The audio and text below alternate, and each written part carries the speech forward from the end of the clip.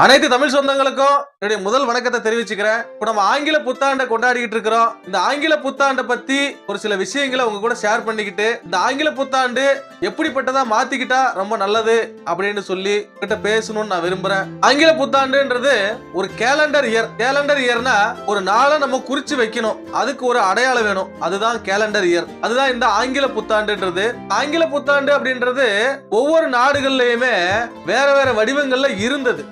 முற்காலத்துல 10 மாதங்கள் தான் ஒரு வருடம் இருந்தது. அப்புறம் 12 மாதங்கள் ஆச்சு. 12 மாதங்கள்ல மார்ச் மாதம் தான் நியூ இயர்னு இருந்தது. அப்புறமா அது ஜனவரி ஆச்சு. ஒரு சில இப்ப இங்கிலாந்து எல்லாம் பாத்தீங்கன்னாக்க கிறிஸ்துமஸ் அன்னைக்கு தான் வந்து பாத்தீங்கன்னா நியூ இயர் கொண்டாடணும் அப்படின்ற மாதிரி எல்லாம் கூட விவாதங்கள் இருந்தது.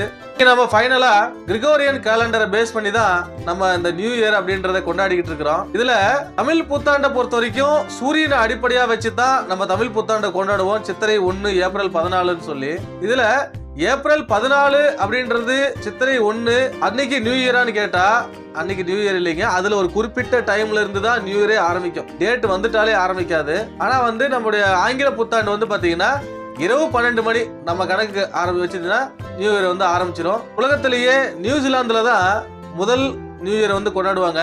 டிசம்பர் 31ஆம் தேதி சாயந்தரம் 4:30 மணிக்கு. அதுக்கப்புறம் ஆஸ்திரேலியா கொண்டாடுவாங்க சாயந்தரம் 6:30 மணிக்கு. அதுக்கப்புறம் நாம கொண்டாடுவோம் நைட்டு 12 மணிக்கு.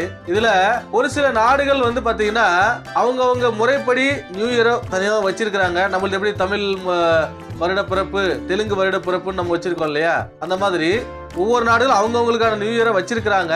பொதுவா கொண்டாடக்கூடியதுதான் இந்த ஆங்கில புத்தாண்டு. இந்த ஆங்கில புத்தாண்டுல நம்ம எல்லாருமே வரக்கூடிய வருடங்கள் எந்த வருடம் வந்தாலும் சரி, எடுத்த உடனே டிவி ஆன் பண்ணாக்க இந்த வருடத்தினுடைய ரிஷபராசி அன்பர்களே, மிதுனராசி அன்பர்களேன்னு சொல்லுவாங்க.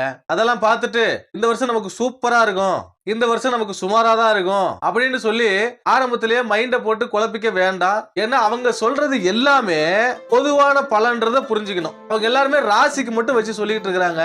ஒவ்வொருத்தருக்கும் லக்னம்ன்றது மாறும். லக்னத்தை பேஸ் பண்ணி தான் உங்க ஜாதகம் அமையும்ன்றத புரிஞ்சுக்கணும். நீங்க ஒரு நியூ இயர் ஆரம்பிச்சிருச்சு அப்படின்னா ஒரு கிரக பெயர்ச்சி, ஒரு சனி பெயர்ச்சியோ குரு பெயர்ச்சியோ ராகு பெயர்ச்சியோ ஆரம்பிச்சது அப்படின்னா நீங்க செய்ய வேண்டியது உங்க ஜாதகத்தை எடுத்துட்டு போய் பக்கத்துல இருக்கக்கூடிய ஒரு நல்ல ஜோதிடர்கிட்ட கொடுத்து உங்களுடைய எதிர்காலத்தை தெரிஞ்சுக்கிட்டு அதுக்கு ஏத்த மாதிரி உங்க வாழ்க்கையை நகர்த்துறது தான் நல்லது. டிவியில சொல்றதோ கேலண்டர்ல பாக்குறதோ நடைமுறைக்கு ஒத்து வராதுங்கிறத அனைத்து நண்பர்களும் புரிஞ்சுக்கணும். அதே மாதிரி ஒரு சில பேர் வந்து பாத்தீங்கன்னா நியூ இயர்ல சபதம் எடுப்பாங்க. இந்த சபதம் எடுக்கிறது வந்து பாத்தீங்கன்னா நான் பாத்திருக்கேன் நிறைய.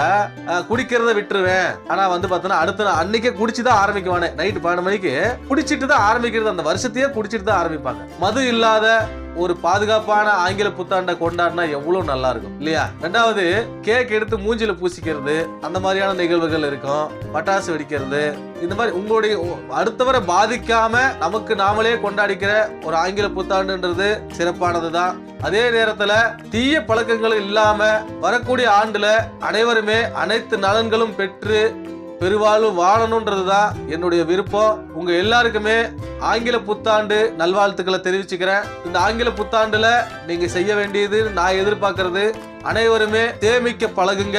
சேமிக்க பழகினாலே நம்முடைய கஷ்டங்கள் பாதி தீர்ந்துரும். சேமிக்கவே முடியல நான் என்ன பண்றது அப்படின்னாலுமே ரொம்ப கஷ்டப்பட்டு அட்லீஸ்ட் உங்களால முடிஞ்சது லீஸ்ட்னு ஒரு அமௌண்ட் வச்சிருப்பீங்கல்ல, ரூபாயா கூட இருக்கட்டுமே, அமௌண்ட்டை சேமிச்சு வைங்க.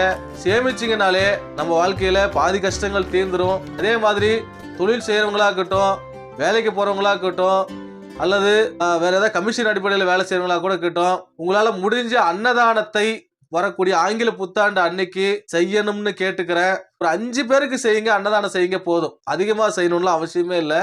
உங்கள் வசதிக்கு உட்பட்டு உங்களால் எவ்வளவு முடியுமோ அவ்வளவு அன்னதானம் செய்யுங்க. நிறைய ஆசிரமங்கள் இருக்கிறது, அவங்களுக்கான உதவிகளை செய்யுங்க. நைட்டு வந்து பார்ட்டிக்குன்னு ஏதாவது அரேஞ்ச் பண்ணி வச்சிருந்தீங்கன்னா அந்த அமௌண்ட்டை மிச்சம் பண்ணி இந்த மாதிரி ஆசிரமங்களுக்கு செலவு செய்யறதுன்றது ரொம்ப நல்லது. இது போன்ற பயனுள்ள விஷயங்களை செஞ்சு இந்த நியூ இயரை எல்லாருமே மகிழ்ச்சியோட கொண்டாடணும் அப்படின்றது தான் என்னோட விருப்பம். வரக்கூடிய சனி பெயர்ச்சி, ராகு பெயர்ச்சி, குரு பெயர்ச்சி, இந்த பெயர்ச்சிகள் எல்லாமே மிக சிறப்பானதா எல்லாருக்குமே இருக்கணும்ன்றது தான் நான் எதிர்பார்க்கிற விஷயம். எல்லாருக்குமே சிறப்பானதா இருக்கும்னு நானும் நம்புறேன்.